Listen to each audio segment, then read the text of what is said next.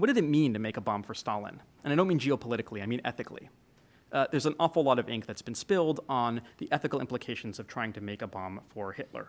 There's a huge amount of stuff on this, and Heisenberg gets extensively castigated for being willing to cooperate.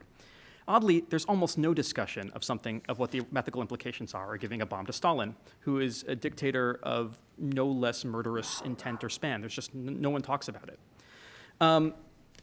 And what's most peculiar about this is these scientists actually succeeded. They actually gave the dictator the bomb. And so I devote considerable time in the book trying to sift through moral reflections of the scientists about what the exact nature of their work was what it meant to them. It's actually very hard to figure this out because the reflections aren't written down at the time. All of them are written after 1953 when Stalin dies, and many of them are written in memoirs or in letters that are only released or edited after 1991 when the Soviet Union collapses. But you can glean something from them. What do you glean? Basically, there's no moral hand-wringing at all. And the reason there's no moral hand-wringing is because the Americans have already solved this problem for them. The Americans made the bomb first. If there was a moral decision about whether you should create a bomb, according to the Soviet scientists, that moral decision has already been solved. The Americans have made it. The issue is whether you use it, and they don't plan on doing that. In fact, all they know is that the Americans have used this bomb, and they've used it against somebody who doesn't have a nuclear weapon. Every Soviet physicist brings up the issue of nuclear deterrence and stability and mutually assured destruction. This is what Andrei Sakharov says. This is what all of them say from very early, from the late 1940s. And as far as they're concerned, building a bomb is a morally unproblematic issue.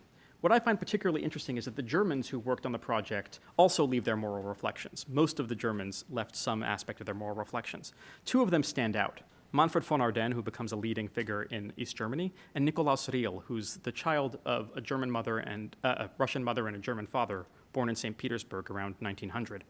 So he's bilingual. He's the most highly placed German in the project.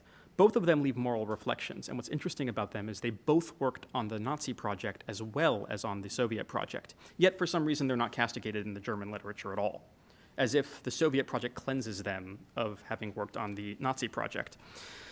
They both have extensive thoughts about culpability, and as far as they're concerned, the Nazi project is actually the most moral one because it fails. And the American project is the most culpable one because it leads to death. And so the Soviet project is somewhere in the middle there, and they all cite the nuclear deterrence issue.